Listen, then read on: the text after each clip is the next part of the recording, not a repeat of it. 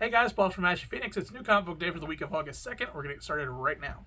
This episode brought to you by Campfire Ashes. New episode of Campfire Ashes drops this Friday.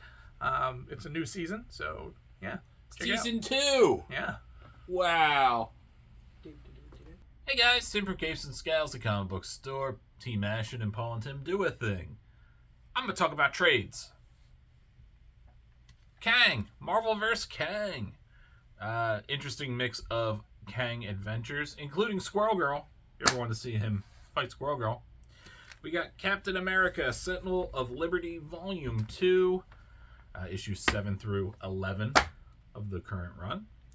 Spawn Origins Collection, Volume 26. When you get to Volume 26 of a thing, is it still an origin? I've got to ask.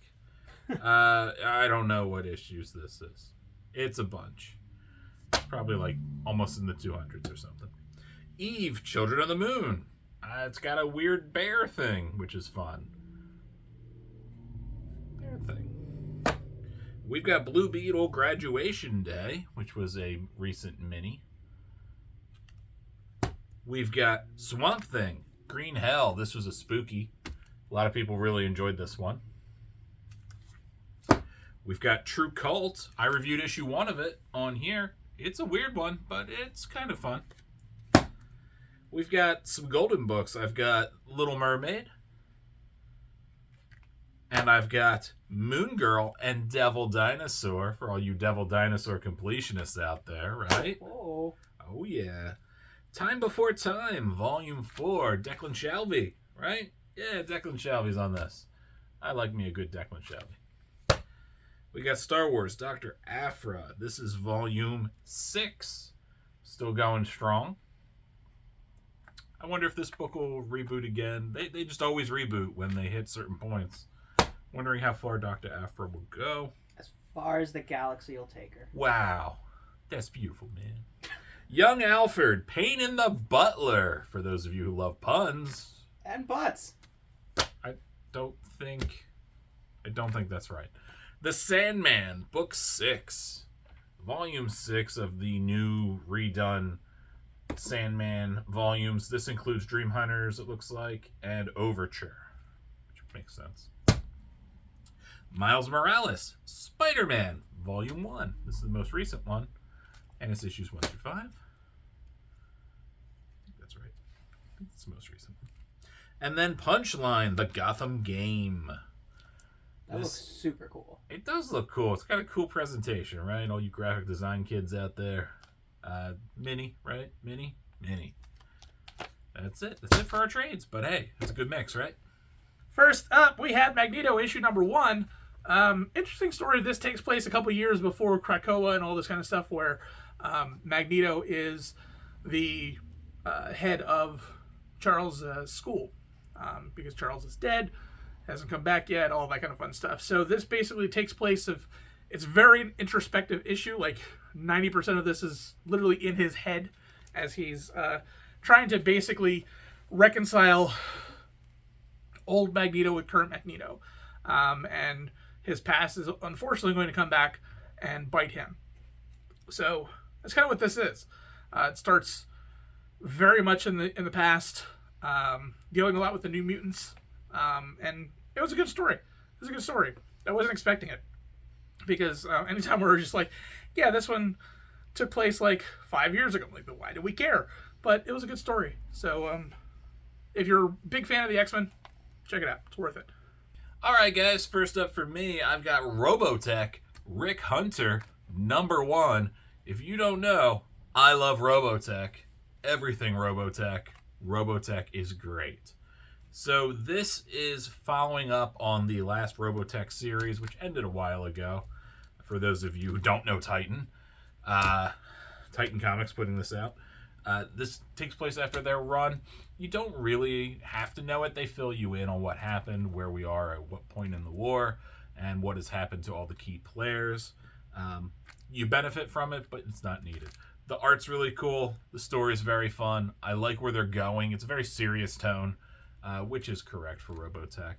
And you get everything you could want from here. A little drama, a little war, a little romance. You get robots turning into planes and then blowing a bunch of crap up. Really, every hallmark of Robotech is here. So, if you like it, if you're curious about it, jump in here. Hey guys, it's Matt from the comic book store and Capes and Scowls, and I read a couple more comic books so I can let you know what I thought about them. First up this week, I read Conan the Barbarian #1 from Titan Comics. This is a very, very cool premiere for Conan. It's been a little while since there's been a really good ongoing Conan series, and I think Jim Zub was able to set this up really well. He almost made it look like it was going to be Conan versus zombies for half the issue, but towards the end we were alluded to something that I think is going to play a big part going forward. Conan the Barbarian #1, Titan Comics. If you don't know about Titan, check them out. And my pick of the week, it is What If Dark Venom. And I love What If stuff. It's one of my favorite things on DC's thing anytime they go to Elseworld, because anything can happen. And this does. This is basically what if Ben was fused with the symbiote. And wow, yeah, this is good. I don't want to spoil anything for you, but this basically takes place after the events of Secret Wars, after Spider-Man has come back and the Venom suit was taken away from him, basically. In this version, the Fantastic Four is able to unfuse them and are studying it. And that's when Ben comes in contact with it, and really bad things happen. Lots of bad things happen. So I don't know if this is going to be continuing, if this story continues any further, or if it's just like every What If, where it's just like it ends and that's pretty much it. But this was definitely a fun one to read, so you should check it out.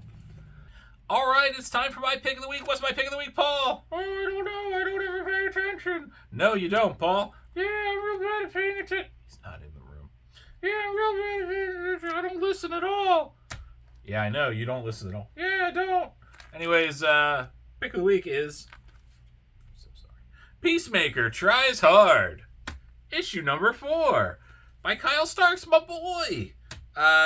This book had me laughing out loud. I was being very disruptive to everyone else. There is a supervillain that's powered by cocaine in this book, and it's insanity. And this book just gets better and better. He's pulling the most obscure characters from DC's past to help Peacemaker get his dog back. And I tell you, there's so many little gags in this book that just had me dying. I was crying. I was laughing so hard. So if you're not reading this, you're doing yourself a disservice. Yes, it's very graphic. It's more adult. There's lots of cursing and foul humor in here. But if you're down for that kind of thing, it don't get much better. This book is great. Please read it. That's all. And my pick of the week this week is Star Wars Dark Droids #1 from Marvel Comics. This is really, really cool. It's almost like a what if Star Wars story that takes place on a Star Destroyer. It's, for a lack of better terms, computer virus. Patient Zero starts in the Star Destroyer, and we get to see the ripple effect outward from there. Again, towards the end of the issue, this one alluded to something that's going to play a huge role going forward. And just with the slew of Star Wars minis, it's a very nice breath of fresh air. Star Wars Dark Droids #1. Check it out. All right, guys, that is it. Thank you for sticking with us and checking out everything. Make sure you check out Campfire Ashes Season 2. It's another season. Paul, it's going to be great, right? Yeah, it's going to be wonderful. I'm not doing it again. Anyways, we have fun here, right? It's a good time. Matt, you having fun? Matt! All the time. There it is. Don't make me do a voice for you. It's going to be that same high-pitched voice. Yeah, I'm having a great time. Yeah, why does all Tim's friends sound exactly the same? I only hang out with people with very high voices. Only Muppets. Only Muppets. Yeah, that's true.